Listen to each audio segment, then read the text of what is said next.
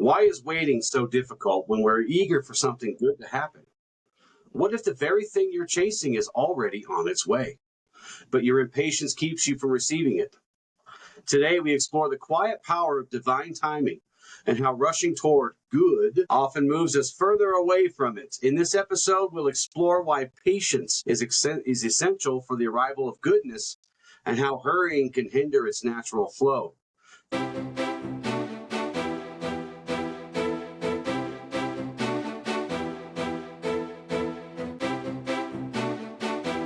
This is the new Ashla Podcast. Hello and welcome to the new Ashla Podcast. We're so happy to have you here today with us. Joining me today is Michael, my co-host. Hey, guys. And I am Justin Gates. Today we continue our series on the Axioms of Light from the book The Light Within, A Journey Through the Axioms of Ashla. So the axiom we'll be exploring today is good often comes in its own time. Do not spend time trying to hurry it, for you will only waste time. Man, this was one of those axioms that really, I chewed on it, I understood its importance, but man, I struggled with it, and I struggled with it. The amount of conversations we had on patience. You and I are going through it right now. This axiom is good for us, too, because, we've been doing this podcast. We're like 30-something episodes in by the time this gets posted. And we've got all kinds of big ideas and stuff that we're moving towards. On top of that is your ongoing training. And so divine timing is something that I think you and I both need to reconnect with because, we're talking about building a sanctuary and, quitting our jobs and doing this full time. So devote our time to these good people, more of our time. So, and I really want it to happen right now. I'm going to call the boss and quit my job, and then pack all the stuff up and move to some mystical mountain somewhere and build the sanctuary and do all the stuff. So I want that to happen like yesterday, right? Yeah. So, I know what you mean, though. So this is just as much for me and you, whether we wanted to hear it or not, as it is for everyone else who might need to hear it too. So what do you think of this axiom? What does it mean to you if you had to define it? That good things are not immediate. True things we build, true habits, this applies to all areas of our lives, relationships, careers, the work we create. None of it can happen at an expedited rate, or it's going to be rushed work. It's not going to be true, meaningful work. Yeah. I remember when I started my training, how much it's like I was going through that dark night of the soul. I was hearing the lessons. I was absorbing them. I was wanting to get better. And it's like, cool. Like, how much more of this do I need to absorb for me to just get through this and hit this next stage of life? Patience, grasshopper. Like, patience, man. It's really tough. And it's like when I started this work, the one thing that was beautiful is since you kept ingraining patience in me, and patience was probably my Achilles heel, the one area I struggled the most, I gave myself patience. And even 3 to 6 months in, as I started seeing the changes in my own life and my own character, it started becoming easier because I could see the difference in those changes in my personality, these true manifestations of my being. I think back to high school. I struggled with social skills a lot. I cultivated social skills, but the mask I showed the crowd was I started looking at it as a trailer I pitched up. And you know what? That social mask got me through most of my adult life.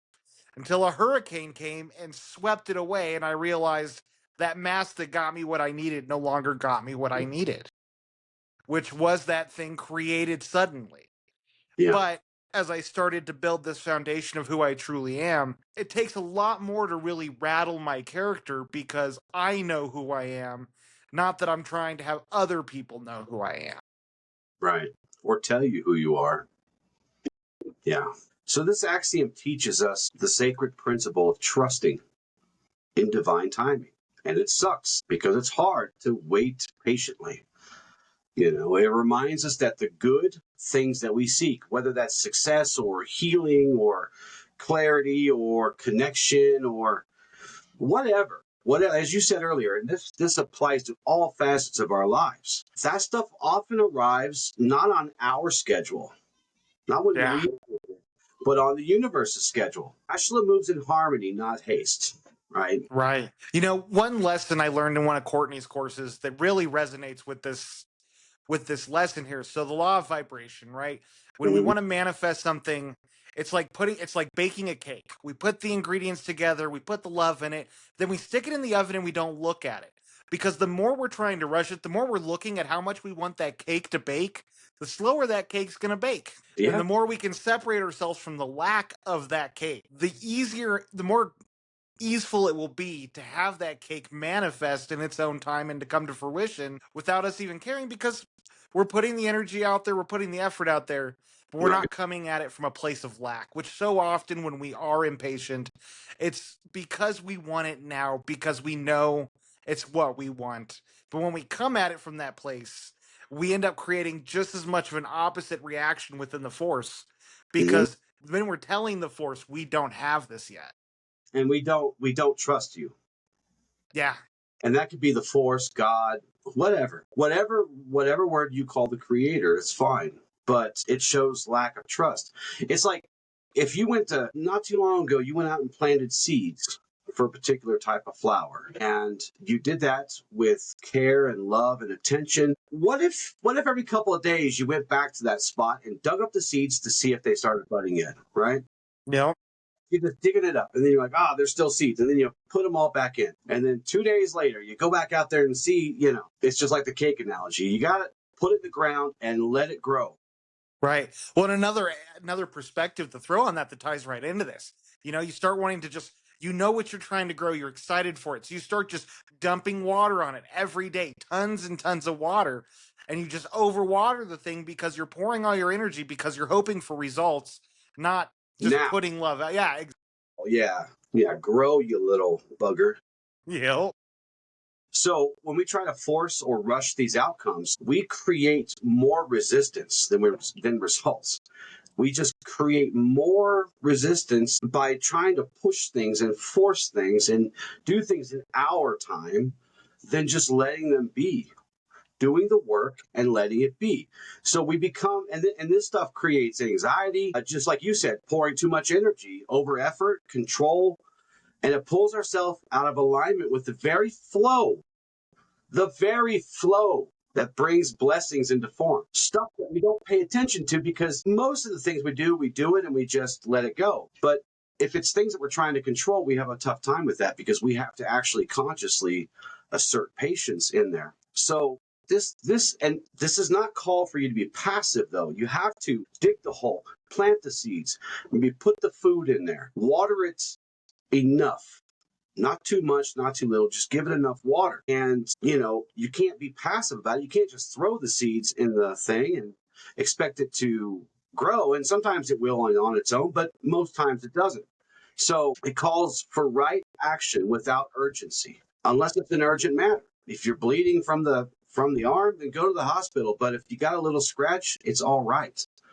You don't have to be urgent with everything. You got to be patient, because patience, without preparation, and what else can we think of? Without patience, without mindfulness, you're not going to have peace with what it is you're trying to do, because it's just going to frustrate the crap out of you.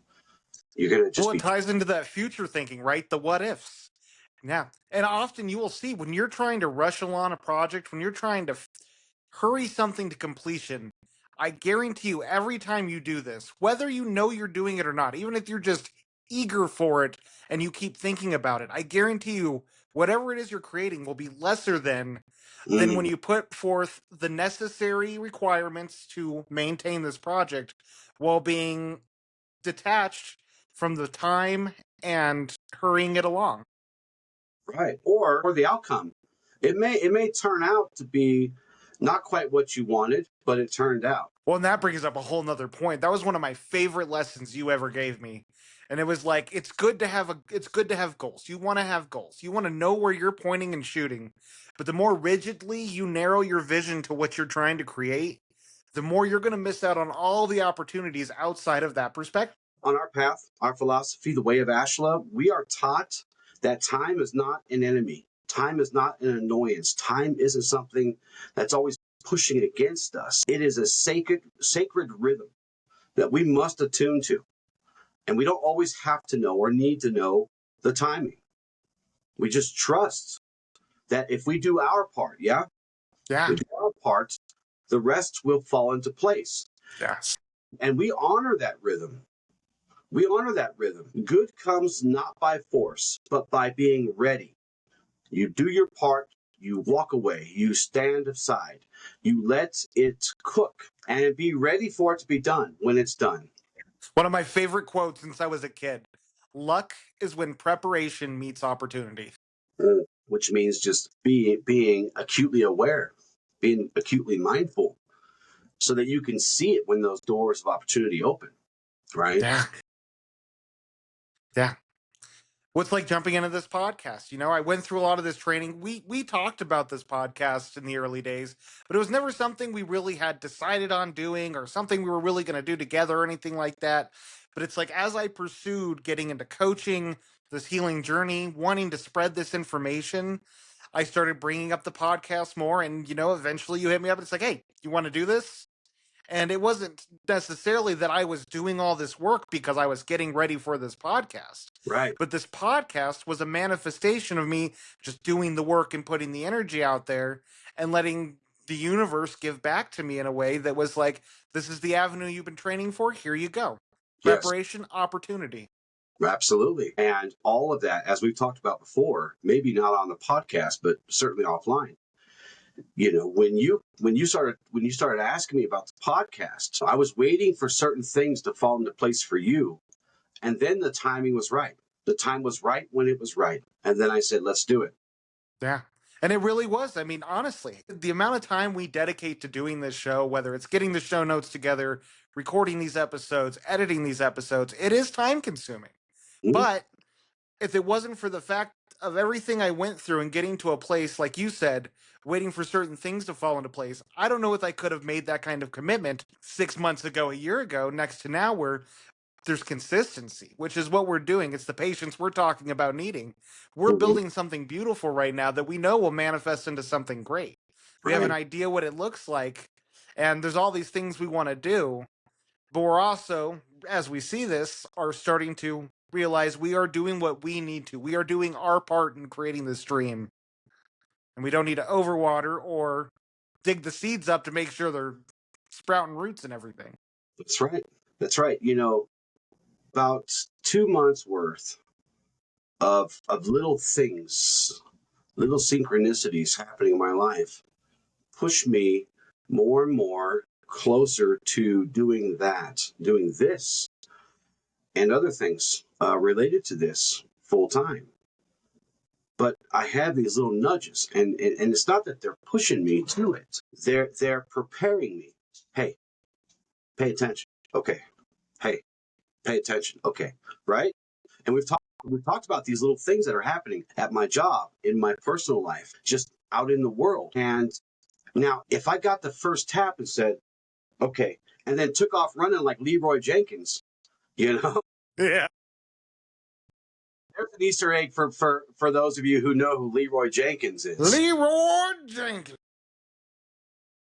Leroy Jenkins. Yep. It's famous. Look it up. When you hear this part, pause, look it up. You will not be disappointed, I promise you. But if I just started running into the dungeon, you know, and just threw all that stuff off of me and said, it may not be the right time, I may have forced it. So, and that kind of segues into good timing is not a coincidence. Well, one point I just got to bring up before we get too far into this, because you brought up that amazingness of listening to that nudge and being like, I'm going to drop everything. I was guilty of that. I had a job. I worked for 7 years. I'll be honest. I was at the end of that job. I hated my job. I hated life, it felt like. And it's like, I want to be an entrepreneur. I want to be an entrepreneur. So I'm like, you know what? I'm going to quit my job. I have this idea for a business doing mom and pop restaurants, making websites for them. I want to drop my job and do this. And life slapped me in the face because getting sales, I did not realize how difficult that was going to be. I'd never dealt with sales before. The amount of confidence we needed to cultivate, I needed to cultivate to handle all the rejection you deal with when you're in the world like that. There was the amount of structure that had to go into pricing and building the websites, the few clients I got, it was great. It was time consuming to do all the work, but the payout wasn't enough to pay the bills. Yeah. And I tried to make this work for 6 months and I suffered emotionally, mentally. I had to finally wave that white flag of, I guess I'm going back to working a 40-hour job because, Oh, and I tell you what, I did the second time I made the jump wasn't that bad. I at least was trying to work while I pushed a company, and each time I did, I cultivated new skills, new insights. And that's why you hear most entrepreneurs they failed 6 times before they got that success. we only see them when they're like big or when they're making money. Yeah. We don't see how they got there. But to your point, I felt that nudge. I dropped everything and ran with it instead of being diligent and building the business while maintaining my life around it. Yeah. Yeah, and that's important. And, we've talked to a few guests who did just throw everything off and just went for it. And even them, we don't really know all the struggles, all the pitfalls, all the trips and stumbles. And even one of those guests told us that they don't want to tell everybody the pitfalls. They want them to go through them so that they can gain those extra skills and extra patience and all these things. So yeah, there is no perfect time to do it until the time is perfect, and you'll know when you know.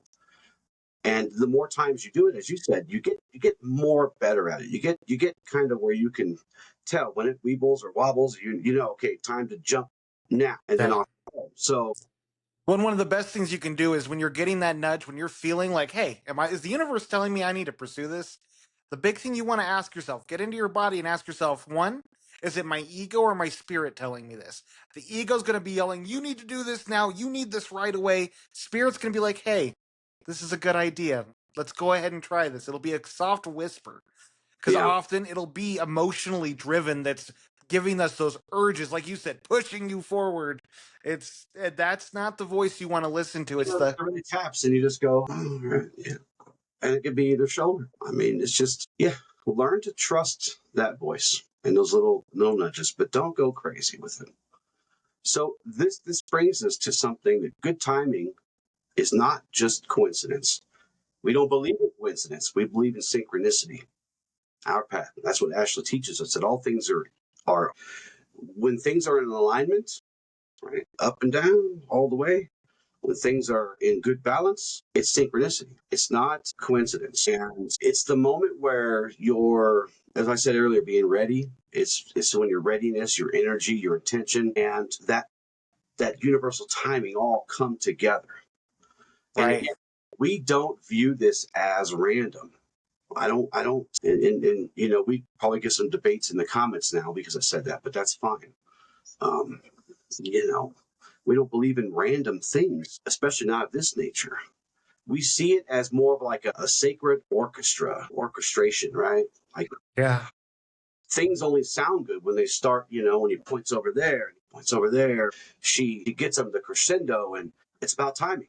If there was, Yeah. well, I have 5 kids, so I've been to lots of bands and orchestra performance where there was not good timing, and it shows, and you just kind of, oh, you're doing so great, It is important to remember the force doesn't withhold good away from us. God doesn't hold good away from you. The energy doesn't, or the universe doesn't hold good away from you. It doesn't withhold that out of cruelty or delay or just to see what you'll do, see if you'll squirm and get all crazy. It reveals it. And you just said this a minute ago, but it reveals it when your soul is ready, when the path Yes. is clear, yeah?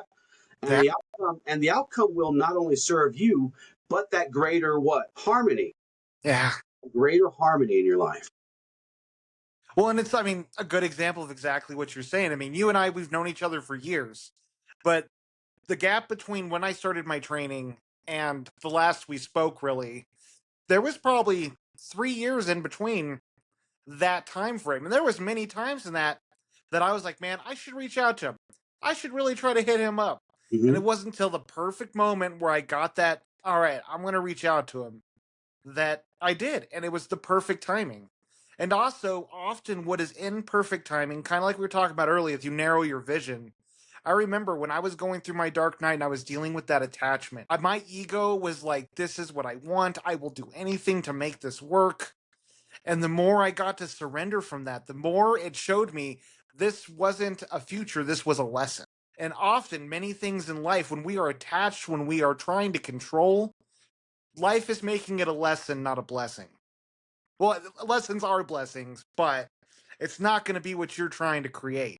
And so to go with the ebb and flow and to see what life is teaching you while you're developing this patience, while you're handling whatever it is in your life that you need patience for, often what life is telling you is not to be more patient, it is to pivot. Mm-hmm. Yeah. Hey. And you will at the right time. Really? Okay. I look crazy now. I'm like, yeah, quit my job. Are you sure? I need money. Yep. Apparently there's money on the other side too. Yeah. So. And another big thing with good timing to bring up too is good timing doesn't necessarily always mean for these happy, joyous moments. I have come to see these dark moments to be just as much as good timing. Often when we are going through hardship in life, there is something important that God, the universe, is trying to speak to us. And we have to go through these dark moments to cultivate the characteristics we need to become more than we were before this started. Yeah. And that in itself is good timing. That is the nature of manifesting the life we want. We pray to God for strength. He's going to give us challenges. Yeah. Yeah.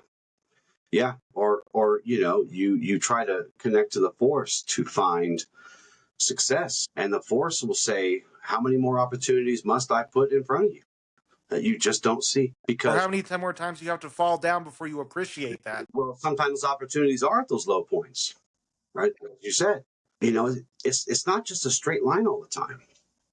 It'd be nice if Never. it was. We could all ride skateboards and be perfect at it if it was all just a straight line. So this is what good timing feels like, and you can share some of the ones you think too. This is kind of some of the ones I came up with. It's like a door opening for you. Like the door just opens for you without you pushing and banging on it or kicking on it. A good timing feels like peace in your soul, in your being, instead of pressure and just stress and, God, my neck hurts and my shoulders hurt. A yes that doesn't require forcing or begging. I've had many great debates about prayer, and some of those debates were, well, prayer is only for this or this, or for these particular. And I say, well, that's not true, because I pray all the time, and I haven't set foot in a church in a really long time. And I don't ever beg when I pray. I beg, speak it as if I am Yes. I am worthy, I am ready, bring it on. Well, and it's also to pray as though it is already done. I mean, Exactly. Yeah. Good timing feels like both something that's natural and necessary at the same time. Does that make sense? Yeah. Because when something happens too early, it collapses. If you start building on top of a concrete foundation that's not set, what happens? We've seen real life examples of that, especially in places that have a lot of earthquakes, and they don't build the buildings right. And what happens? They tilt, and then they just kind of fall down. Right. Another thing to look at is if you can move your anxiety aside, which anxiety is that voice that yells at you. Does your spirit, mind, and body feel aligned with this? Does the answer feel easeful when you bring it to your consciousness? Mm. Is it something that lights you up when you think about doing it? Yeah. And again, it doesn't mean that, everything feels aligned. This is totally the right decision. I'm going to do this and everything's going to work out. You are going to learn along the way. But that is one of the best ways to know if you're being intuitive or you're being impulsive. Right. Because you'll feel that tear inside of you, aside from the anxiety of something isn't right about this. Mm-hmm. Yeah. When things happen in the right time, it strengthens you. You feel healed, or at least healthy in your total being, not just body, but you feel healthy, and it transforms you if you trust it. The force brings forth all things, but in season, right? In season. If you rush a bloom, if you go to the flowers that you planted and you left the seeds alone, good job. You left the seeds alone, but now it's starting to bloom out. If you try to push that or you pluck it too early, you only break it, right? You break the stem, The flower never gets a chance to truly bloom, So if you feel like something isn't arriving fast enough, and again, this is for Michael and I too. If we feel like something isn't arriving fast enough, you and I need to ask ourselves for our situation. Is it actually delayed? I mean, is it truly delayed? Or am I just being impatient? Right. Impatient, right?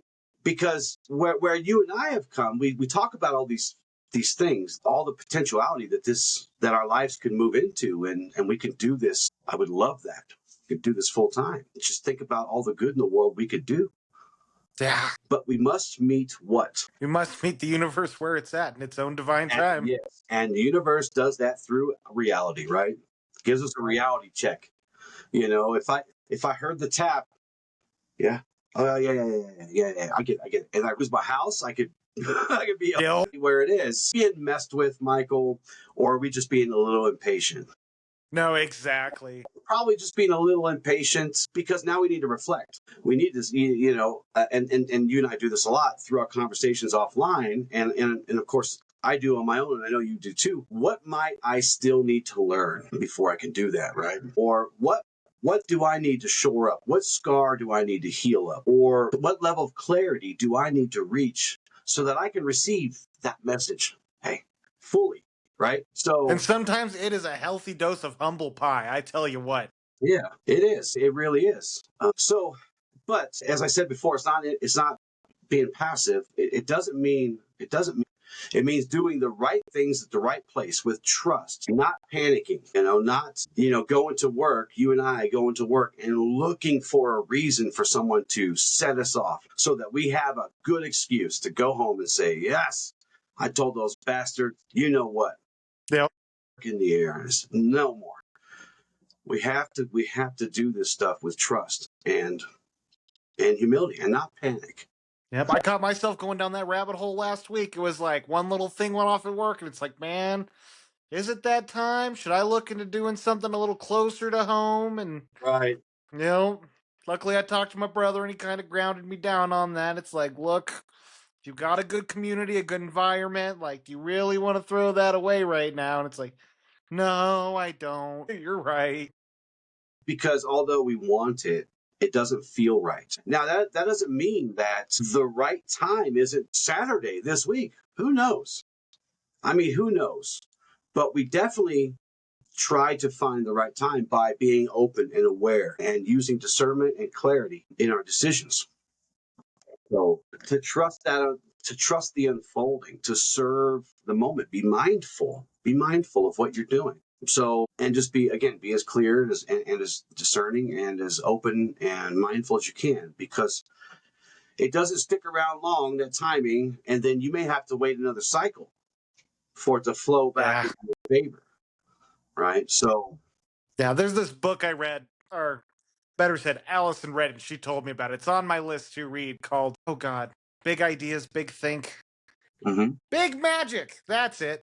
Big Magic. Big Magic. And it talks about how ideas are sentient. And an idea will come to people and it'll gestate within you. And it's up to you to act on it. Again, that's not that, oh, I should leave my job. I got a great idea. Right. But it is to act on the idea and start building the foundation for creating it.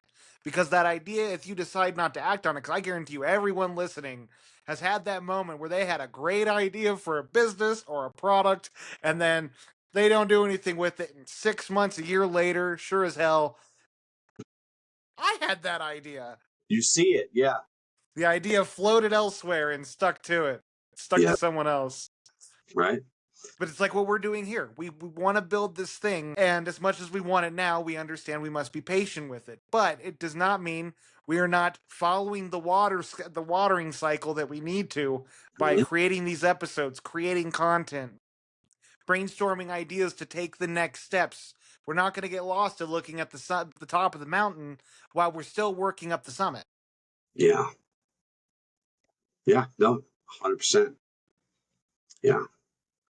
Let's reflect on why impatience creates stress and clouds judgment and makes it all foggy and leads us to rushed decisions that usually end up costing us more in the long run instead of following the natural progress. Yeah, I mean, often when we're impatient, we're going to try to do 1,000 different things to try to make this seed grow quicker.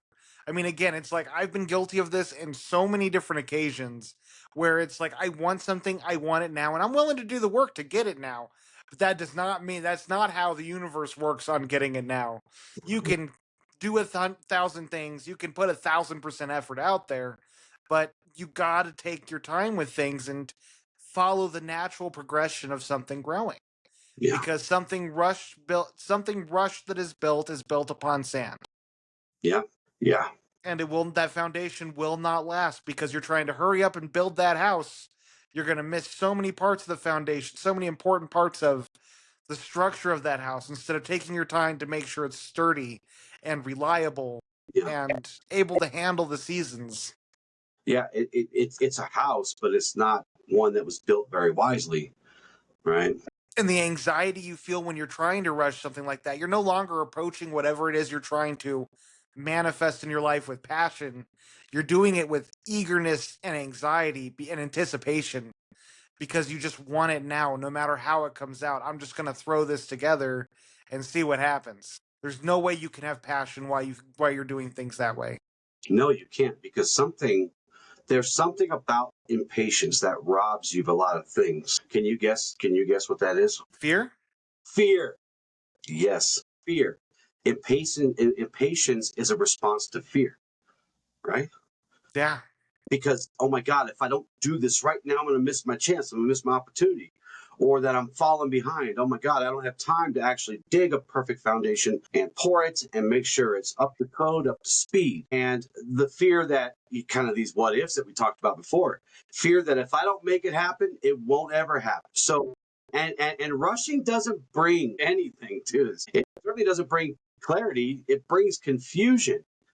This is what clouds our judgment and fogs us, and like you said, breeds anxiety, and leads us to take action from not from alignment, but from this again urgency. Yeah. And we can make horrible decisions about something very important to us when we're trying to rush things along. We'll make rash decisions. We'll take shortcuts. And shortcuts are the worst thing you can do when you're working on a passion project because those shortcuts inevitably lead to those missed parts of the foundation. Yeah, impatience. Here's a quote for you, Michael. Impatience is the mind trying to outrun the wisdom of the soul. Oh, that is good. Oh That's my God. that's a Justin original. You need to write that down if you don't have it somewhere because that's gold. I wrote it down in my notes. Old Justin proverb. Impatience is the mind trying to outrun the wisdom of the soul. That's why you were talking about the soul earlier. I was kind of like, oh, he's going to love that. So when we rush, here are some things. This is what it looks like when we rush, and you can add some to these, or add some to the ones I'm talking about, because I know they'll resonate with you. So we act before all the pieces are in place. I think you just said that about the foundation. We act before everything that's mandatory, that's essential to be there. We just rush through it and they're not there. Or we speak before we fully listened. Our show on healthy communication, this speaks to that. Yeah. We make decisions based on pressure and that tightness and stress and anxiety, and not presence, sitting up straight and being mindful and being present to the moment. And we force outcomes that aren't ready to be born. Yeah. That's probably the biggest bad thing that happens when you do this. And this stuff, it interrupts the flow that we're trying to connect to so that we know when the right timing is. It disrupts the natural rhythms by trying to put control on things that should unfold. Yeah. And we often waste more time cleaning up the mess. I think you said this earlier too. No. We waste time cleaning up messes. And that's where this axiom comes, that last piece of the axiom. You end up wasting more time because now you have to clean up the mess, or you have to redo something, or now you have to you have to disassemble your goal or your plan or whatever it is you're trying to do, and then find those missing pieces and then try to put it back together. Yeah. I mean, the investments you make in it, investing in the wrong opportunities to help create your dream instead of waiting for the perfect opportunities to come. Maybe not the perfect opportunities, but the right opportunities. Yeah, yeah. Because as we always say, and as I've taught you and taught many others, it's in that moment of stillness and reflection where truth becomes visible. We can see it. The taps on the shoulder, we can hear them better. We can get the full message. instead of just rushing through things. And when the time is truly right, you don't need to chase anything. You don't have to run after each moment. You will step into it because you're ready. You're prepared. Yeah. Well, and it's like, again, patience is not passivity. You'll Mm, like this quote. Let's see if you can guess who this was from. Patience is not passive. On the contrary, it is concentrated strength. It sounds like something I would have said, but I don't know if it was me or not. Bruce Lee. Bruce Lee. I was thinking back to the book, and I was like, I might have actually quoted him in that book. That's why I'm thinking about it. I did quote him two other times. Yeah, at least 2 other times. Yeah. Yeah. Yeah. So, and this is kind of some extra insight from our philosophy, the philosophy of Ashla, the way of Ashla, the path of Ashla, the philosophy, practice, and path of Ashla. We like to break it down into those 3 things. And, we are reminded that this journey, which never ends, and maybe even beyond death, and maybe we come back and do it and pick it up where we left off, that's up for debate. But this journey toward growth, toward our goals, toward clarity, whatever it is, again, it's not a straight line. It's a rhythm, right? Yeah. It's a pulse, kind of like the beating of our heart, right? Yeah. It's a sacred unfolding. It unfolds before you.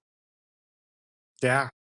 And so we teach and we practice that, again, stillness is not inaction. Patience is not passivity. It's preparation. It's all in preparation. Practice is preparation. Think of it like it's the soil which the next stage of growth for your flowers are growing. Yeah. It takes time. And the biggest, and probably not always, but it seems like often, or maybe even most of the time, the greatest types of growth or transformations take place beneath the surface. Again, we were talking about entrepreneurs, and we see them when they're bloomed, when they're on their game, like it's just firing on all cylinders, right? Yeah. We don't know all the stumbles and all the heartache and all the things that happen. We don't get to see a seed literally have to burst out of itself and find food and find nourishment, find water, and push through the dirt to find the sun, right? Yeah. So a lot of this stuff takes place beneath the surface in those unseen realms where there's energy, and then we're slowly aligning ourselves to the flow, to the rhythm. And Yeah. that only can happen, Michael, when you trust in this unseen, unheard process. Yeah. Man, another quote I really love that I think just aligns so much with this. It's by Swami Vivekananda, and it's infinite patience, infinite purity, and infinite perseverance are the secret of success in a good cause. Mm-hmm. And it's being dedicated to what you're doing. One thing you will find often as we're stumbling through life trying to figure out direction, figure out purpose, we will have these ideas, these things we jump on. And whether it's like we're talking, taking your time to build it or jumping headfirst into the water and seeing what happens, one of the best indicators you're on the right path is you will notice in your mind when you get excited about something, when you start a new project, you're going to have high energy in the beginning. And after that dies off, after the first couple months, you're going to be low energy if it's not aligned with who you are. But it's like we've been doing this now for over 5 months, Mm-hmm. and we still have the same energy because it's aligned with our purpose and our passion. Right. So often I see so many people, this is one of the biggest traps in American society, which I fell into myself, the trap of the entrepreneur. Many people, I want to be my own boss. I want to build my own thing. And there are many people doing that. But Mm-hmm. there are many people who, again, we didn't see how they got there. And Right. it's a struggle. It's a grind. It's a hustle. And it requires skills that you will need to cultivate to be successful. And if you're patient with yourself and you allow yourself to go through those struggles, not judge yourself because you're not that person yet. One of the greatest analogies I heard is when you want to start a business, when you want to start anything in your life, look at who you are and then ask yourself, who would I need to become to be that? And don't aspire to this. Look at the evolution of being a 5-year-old wanting to become someone graduating college, and look at all the years and development you will have to cultivate in the process. Often, the greatest trap for people and their self esteem and self worth is when they're, and this is in psychology, it's one of my favorite psychological systems that have come out, and it's the true self and the ideal self. And the greater the gap between these two things is the size of your lack of self-confidence and self-worth. Mm-hmm. Because when you're this person, you want to be this person, and you're constantly judging yourself and trying to jump to this ledge when you can't jump that high yet, Mm-hmm. you keep beating yourself up, and it's a self-destructive cycle. You should only compare yourself to who you want to be tomorrow. What little steps do you want to make? Who do you want to evolve into? This is patience. All right. If you want to become this, it will take time, patience, and an evolution of spirit that can't be done overnight. Right, right. You can learn all the words, you can read all the things. When we first met, I was guilty of this. I'm reading Stoicism, I'm reading all these self-help books, and it's like, I see it. I know what I need to do. Mm-hmm. And wisdom without action is just knowledge. There is no wisdom. And knowledge is only half the battle, right? It's less than that, even, I think. Less than that, yeah. Yeah. Yeah. You have to do things. And sometimes we have to find wisdom through slips and falls, and those are teachers. Okay. But at the end of the day, presence is more powerful than pressure. Yes. And alignment brings more than just your ambition. It's important to align to our goals and align to the things that can get us there.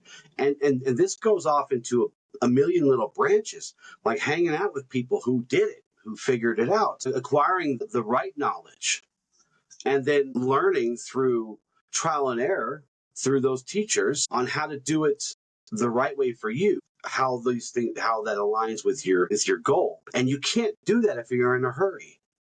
You just can't. No. You have to be ready, not urgent, right? And when people get it, they oftentimes have trouble remembering, like, because they're trying to tell somebody how to do it, and they're like, oh, man, just do it. Because for them it's effortless now, because Right. they are ready and they're not urgent. Yeah. When it's building that muscle, right? You can't just go to benching 400 pounds. You got to start with the bar, then you add more weights, and you slowly build that muscle. Mm-hmm. And patience is one of those types of muscles.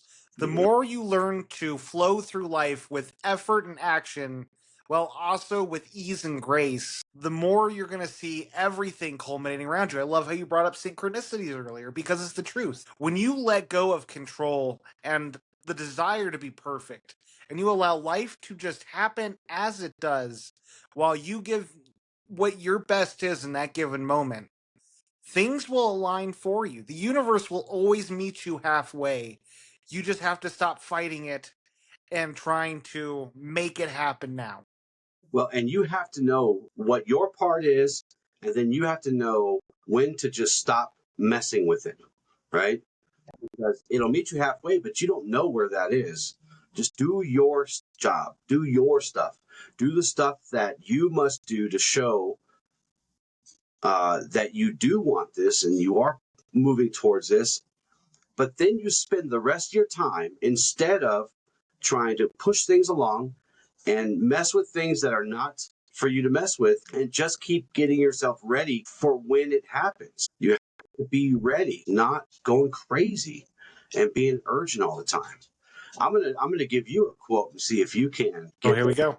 right, because I'm gonna lean on the Stoics a little bit for this next segment here, because they were good at telling us how to be patient. They were good at telling us when to let go. They were good at telling us, stop trying to control things you can't control or things you can't change. So I'm pretty sure you're going to get this, because it's probably one of his most famous ones. Some things are up to us and some things are not. That Seneca?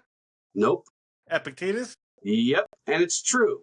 Some things are up to us and some things are not. Like I just said, Yeah. do your part and then walk away knowing that you did the best you can, and let it manifest, let it cook. Here's another one. Nature brings nothing that you cannot bear. Yeah. I think it's easy to lose track of that, but it's so true. Mm-hmm. Life will give you just enough that you can handle to help you grow, to help you succeed. It's just up to you to take that weight and allow it to cultivate strength instead of let it crush you down.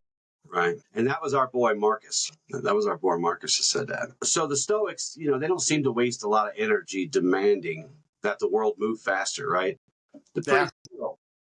They're pretty chill. And likewise, we on this path, we don't demand that the force bend to our will, or that God bend to our will, or that whatever bends to our will. We need to learn to distinguish between effort and attachment, and between right action and restless impatience. Yeah. Well, I think we've brought this word up a couple times, but I think we need to focus in on it for a second because it's not trying to force God into making these things happen, but trust. Mm-hmm. It is all trust that all things will unfurl in the time it needs to and in the way it needs to, as long as you continue doing your best with the resources you got. But trust is the most important ingredient in all of this. That's what true faith is. Yes. I don't care what religion you are. It is trust that the divine is going to, everything will work out in the end. Yes. But the more you doubt it, the more you resist it, the more you fight it, the more you're giving in to the devil, and the more you're not trusting God's grace to bring forth the life you want. And again, this also isn't, God, I want $1 million, so I'm going to sit here until you get it. I know you're going to hook me up. Yeah. Right. Oh, you might get that $1 million, but God may take some things away from you and make you stand on the street corner to earn that $1 million. Yeah. Again, you pray for strength, he'll give you challenges. That's right. So it's like, I know better than you, God. I know better than you, universe. I know better than you. I'm just going to do the whole thing on my own. That is showing a lack of trust. But to kind of be patient and wait in wisdom, with wisdom, is to say, like, I trust that all things will unfold as they must, not as I will them, Right. as they must. That last part means you got to let go and let it happen. It may not come out exactly the way you want, but you will be better off. So, And it's when you give that trust, it may not happen now when you want it, but I promise you that which you are working towards, that which you are praying for, will happen at the perfect moment for it to come into your life. To trust in that divine timing. yeah. Do you have anything to add before we move into the exercise and the affirmations stuff? No, I think we covered this beautifully. Good. I do too. So our exercise for today, we're going to call it Trust the Timing, okay? And this exercise is designed to get us to align with readiness, to kind of tap into the flow and the rhythm, right? And you should do this for at least 5 minutes. I kind of always say that, right? I think I always told you, do it for at least 5 minutes. But you end up doing it for longer, don't you? Because it's like, oh wow, this kind of feels good. But you don't have to do this for an hour. Just at least 5 minutes, 5 to 10 minutes, somewhere in there, and you will get the most out of it. Okay. So the first thing we're going to do is we're going to close our eyes, and you're going to take a few deep breaths. We love the calming breath, don't we? Yeah, we do. And you're going to do this enough times to bring yourself into the present moment. Each of us take a few more, a few less. Do your thing. You really want to focus in on what's happening literally in the present, in that moment. Try to let go of any outside noise, distractions, and then start to kind of work to let go of that pressure that's inside, that stress, that anxiety, whatever it is. For me, I get it in the back of my neck, on my shoulders, and it just kills me because it feels like I literally have 5,000 pounds on my shoulders. So let go of that pressure. Move away from it. Talk to it. Tell it to go away. But breathe. You're going to breathe it out. You're going to breathe in peace and breathe out urgency. Slow down. Once you're there, next thing you're going to do is you're going to ask yourself, what is something good I've been wanting, but trying to rush or trying to force? And where have I been pressing or pushing or overreaching to make it arrive sooner? Now sit with these reflections as long as you need to. And don't sit with them with shame. Don't sit with them in any kind of other negative thought or feeling. but with awareness. Remember, we judge things and then we move forward. Step 3, the next thing we're going to do, we're going to explore that energy. Now that I know these things, how does it feel in my body, from head to toe, somewhere in there, when I try to control the timing? Do you feel a tinge? Do you feel a pressure? Do you feel a pain? What emotions are present there? And it could be, just to give you a few, it could be fear or restlessness or doubt. It could be anything. It could be anger. It could be jealousy, envy, whatever. Notice your emotions. Identify them. Align with them. But don't let them control you, as we always talk about. And notice the tension and work to remove it without judgment. Again, without judgment. Now it's time to shift the intention. Now ask, what would it look like to prepare myself to receive this good or these things that I am trying to acquire or accomplish, rather than chase after it? What qualities can I strengthen right now while I wait? Do I need to put more into trust, discipline, or gratitude? Affirm and align is the next step. And you can say this out loud or silently. What is meant for me is on its way. I release the need to rush. I trust the rhythm of the universe and the force and the perfect timing within. And lastly, I prepare, I trust, I align. Now we're going to close this with a visualization, this exercise. Picture yourself standing at the edge of a river. You are no longer trying to chase the current or swim against it. You are standing still, ready, open. The waters flow at their own pace, bringing what is meant for you. You do not chase the river. You become one with it. Sit with these things for as long as you need to. And when you're ready, take another big deep breath or two, and then you'll be ready. And do this exercise as many times as you can. At some point, we're going to do these exercises. We're going to turn these exercises into guided meditations that you can find the same place that you find this podcast. So, our affirmation for the day: I trust the timing of life. Goodness comes in its own time, and I embrace patience and presence as I move forward. Our journaling prompt for the day: reflect back to a time when something good came into your life after a period of waiting. How did that delay serve you? Or that perceived delay, I should say. How can you apply that patience to any current situation that you're struggling with? And our question for our listeners out there, you guys: have you ever tried to rush something only to realize later that good things came when the time was right? Share your story using hashtag patience in timing. Well, I think that's about good enough for today, Michael. I'd say so. It was a great topic, too. I think we both needed that. We did. I really like that exercise. Yeah, we'll have to do that into a more guided meditation. There's a lot of that stuff coming. As we're talking about being patient, one of the side things that I've been working on is setting up a series of meditations, and I'm going to call them, well, I won't say what I'm going to call them because I don't want anybody to steal it. It's a cool name, but no. But it'll be like, so thank you guys so very much for joining us today. We really do appreciate it. If I'm kind of sweating a little bit, it's because I got this new light that's on me, and man, it is hot. I don't know how. It's like, sweating. So thank you so much for joining us. We love you guys very much. And until next time, ad lucem. Ad lucem.